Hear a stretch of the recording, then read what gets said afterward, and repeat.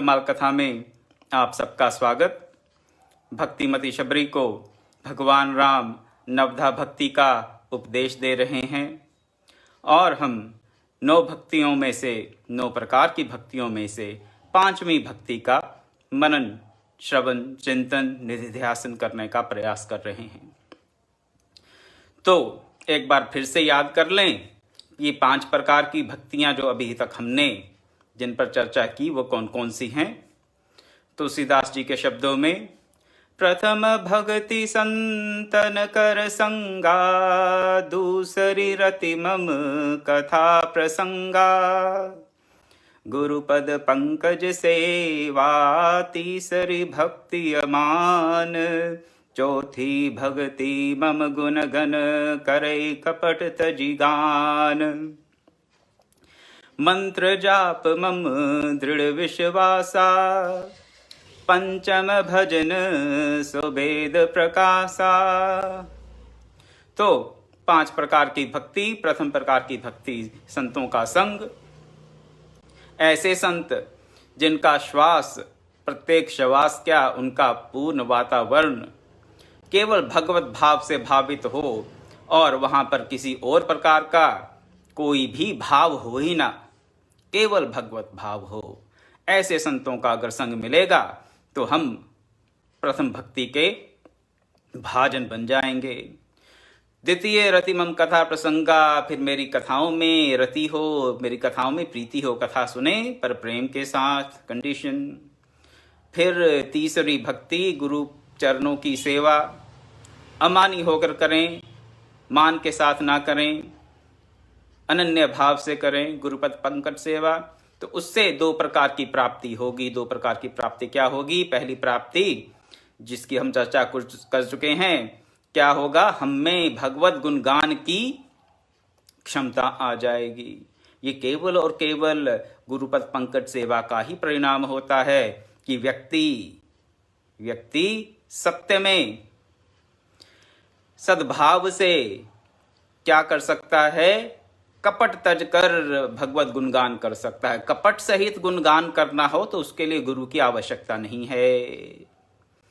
गुरु चरणों की सेवा करने से कपट रहित होकर भगवत गुणानुवाद का हमें बल मिलता है। गुरु के आशीर्वाद से हम इसके लायक हो जाते हैं, इतना सामर्थ्य हम में आ जाता है। परंतु कपट सहित करना हो तो फिर गुरु की आवश्यकता नहीं है। फिर किसी भी प्रकार का आडंबर करते रहें भगवत गुणानुवाद के नाम पर, वो अलग बात है। तो वो फिर चौथी प्रकार की भक्ति नहीं हो सकती। तो गुरु के चरणों की सेवा से, गुरु की सेवा से हमें भगवत गुणानुवाद का बल मिल जाता है, सामर्थ्य मिल जाता है, हमें योग्यता आ जाती है और फिर गुरु से हमें मंत्र प्राप्त होता है और इसको 5वीं भक्ति कहा गया। मंत्र जाप मम दृढ़ विश्वास, दृढ़ विश्वास के साथ मंत्र जाप करें।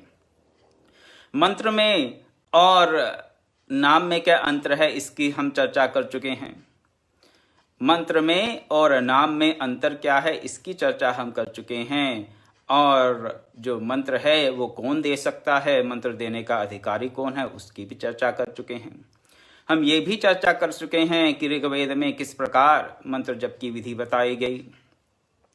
आज मंत्र जप के और मंत्र क्या है इसके बारे में 1-2 बातें आपके सामने और रखूंगा। मंत्र का शाब्दिक अर्थ क्या है और ये किस प्रकार से बाकी की रचनाओं से भिन्न है। तो क्या बताया गया शास्त्र में? मननात् त्राणात् मंत्रः, जिसके मनन से हमारी रक्षा होती है, हमारा त्राण होता है, उसे मंत्र कहते हैं। ये त्राण शब्द आप से अनिभिज्ञ नहीं है, आप त्राण शब्द से अनिभिज्ञ नहीं हैं। क्यों नहीं है? क्योंकि आप भगवत गीता का एक श्लोक भली भांति जानते हैं। परित्राणाय साधूनाम विनाशाय च दुष्कृताम धर्म संस्थापनार्थाय संभवामि युगे युगे। तो वहां भी भगवान कहते हैं परित्राणाय साधूनाम, साधुओं की रक्षा के लिए। और भी 2 बातें बताते हैं कि किस किस कारण से वो युग युग में अवतरण लेते हैं। तो परित्राण करते हैं किनका? साधुओं का। एक हेतु भगवत अवतार में ये रहता है। तो मंत्र भी भगवान का अवतार ही समझिए। मंत्र भगवान का अवतार है, क्योंकि जिस प्रकार भगवान अवतार लेकर साधुओं की रक्षा करते हैं, उनका अवतार तो समय समय पर होता है, और हर किसी के बूते की बात नहीं है कि अपने प्रेम के वशीभूत करके भगवान को अवतार लेने पर राजी कर लें, विवश कर लें। इतना सामर्थ्य, इतनी प्रगाढ़ भक्ति तो किसी किसी में होती है। लेकिन हम सबके लिए क्या सुलभ है? मंत्र। मंत्र हम सबके लिए सुलभ है। सुलभ भी उनके लिए ही है जिन्होंने गुरुपद पंकज सेवा की है, सबके लिए भी सुलभ नहीं है। तो भगवत कृपा से, गुरु कृपा से और गुरु के प्रगाढ़ प्रेम के चलते जब गुरु दीक्षा देते हैं, मंत्र दीक्षा देते हैं, तो उस मंत्र से क्या होता है? हमारा त्राण होता है, हमारी रक्षा होती है। लेकिन मंत्र कैसे रक्षा करता है? बताया गया, मननात् त्राणात् मंत्र। मनन करने से ये हमारी रक्षा करता है। अगर मंत्र रखकर बैठ गए कहीं, मंत्र ले लिया गुरु से लेकिन जप नहीं किया, उसका मनन नहीं किया, तो फिर वो हमारी रक्षा शायद ना कर पाए। मनन करना है। जपने से ही केवल काम नहीं होगा, मुख से केवल जपने से काम नहीं होगा, इसका मनन करना है। जब तक मनन नहीं करेंगे तब तक मंत्र का जो अर्थ है वो सार्थक नहीं होगा।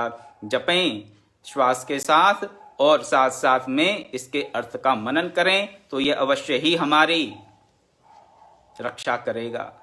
तो ये मंत्र है, मनन के साथ इसका हमें जप करना है।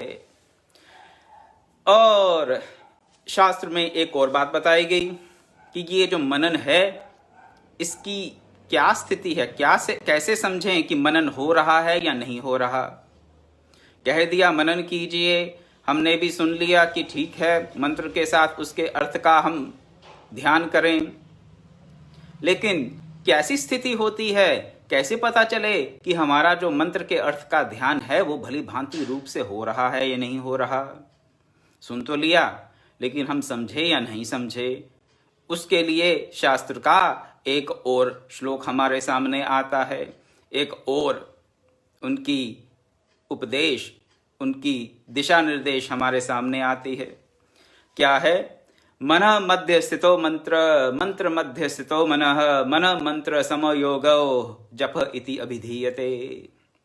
जप क्या है? मंत्र जाप मम दृढ़ विश्वासा, पंचम भजन सो वेद प्रकाशा। ये जो 5 प्रकार की भक्ति जो वेद में प्रकाशित है, जिस जप यज्ञ को भगवान कहते हैं कि ये मेरा स्वरूप है, यज्ञानाम जप यज्ञोस्मि, उस मंत्र जप की क्या परिभाषा है वो ये श्लोक हमें बता रहा है। क्या बता रहा है ये श्लोक? कह रहा है कि मन के मध्य में मंत्र हो, मन के मध्य में मंत्र हो और मंत्र के मध्य में मन हो। मन के मध्य में मंत्र हो और मंत्र के मध्य में मन हो, और ऐसी स्थिति बन जाए कि मन और मंत्र का समयोग हो जाए, समायोग हो। तो जब समानता हो जाएगी, मन में और मंत्र में कोई अंतर नहीं रह जाएगा। 100 बातों की एक बात, जब मन में और मंत्र में कोई अंतर नहीं रह जाएगा तब समझिए कि हम जप कर रहे हैं। जप इति अभिधीयते, जप का ये अर्थ है अभिधीयते। जप की डेफिनेशन क्या है ये बता रहे हैं। तो नहीं तो कुछ दिन पूर्व आपको बताया कि संत कहते हैं मुख में राम राम चल रहा है, मंत्र चल रहा है, हाथ में माला चल रही है, और जो मन है वो चारों दिशाओं में चल रहा है। तो क्या इसको सिमरन कहा जा सकता है? नहीं कहा जा सकता। तो जप यज्ञ जिसको भगवान अपना स्वरूप बता रहे हैं, उसका तात्विक मंत्र में कोई अंतर ना रहे तो उसको जप कहा जाता है। ऐसी जप की जब स्थिति होगी उसे कहते हैं पंचम भक्ति मंत्र जाप, और वो बिना दृढ़ विश्वास के हो नहीं सकती। और वेदों में मंत्र की बहुत सी व्याख्याएं मिलती हैं, बहुत से मंत्र हैं वेदों में और बहुत सी व्याख्याएं मिलती हैं वेदों में हमें मंत्र की। इसीलिए कहा गया पंचम भजन सो वेद प्रकाशा। वेद में से केवल आपको ऋग्वेद में मंत्र का किस प्रकार उच्चारण करना चाहिए, किस प्रकार उच्चारण के दृष्टि से 3 बातें आपको बतानी रह गई हैं, वो मैं बता दूं कि 3 प्रकार से हम मंत्र जप कर सकते हैं। एक तो बोल बोल कर, ऊंचा बोल कर जैसे मैं बोल रहा हूं, या इससे थोड़ी धीमी आवाज में भी बोल सकते हैं। ऐसा कि मंत्र बोले और हमको खुद सुनाई दे कम से कम, और आसपास के लोगों को भी सुनाई दे। उसे कहते हैं कि बोलकर जप किया जाता है, मौखिक। और दूसरे प्रकार का जप होता है, उसे कहते हैं उपांशु। उपांशु का अर्थ ये है कि जीभ तो चलती है, लेकिन वो जो ध्वनि निकल रही है वो अपने कानों तक भी नहीं पहुंचती। हमें पता है हम मंत्र जप कर रहे हैं इसलिए क्योंकि हमारा मुख चल रहा है, जिह्वा चल रही है, मूवमेंट हो रही है, अपने मुंह की माउथ में मूवमेंट हो रही है, लेकिन जो आवाज है, जो ध्वनि है, वो अपने कानों तक नहीं पहुंचती। उसे कहते हैं उपांशु जप। तीसरे प्रकार का जप है जिसे कहते हैं मानसिक जप। कैसा होता है?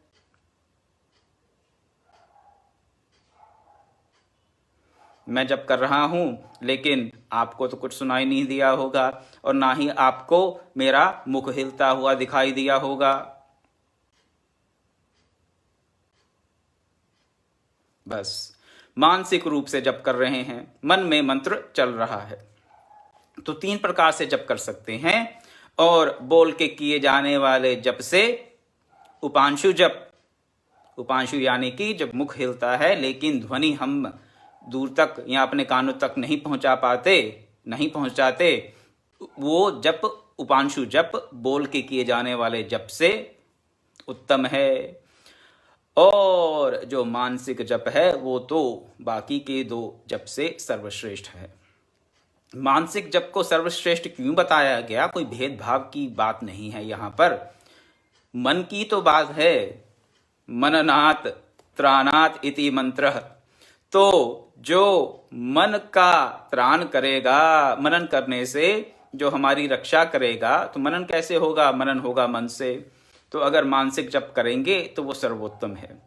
लेकिन फिर भी अगर हमें प्रारंभिक काल में मानसिक जप में थोड़ा विघ्न आता हो या कठिनाई आती हो, तो बोलकर जप करने से, मौखिक जप करने से और उपांशु जप करने से धीरे धीरे फिर जो मानसिक जप है उसमें हमारी गति हो जाती है।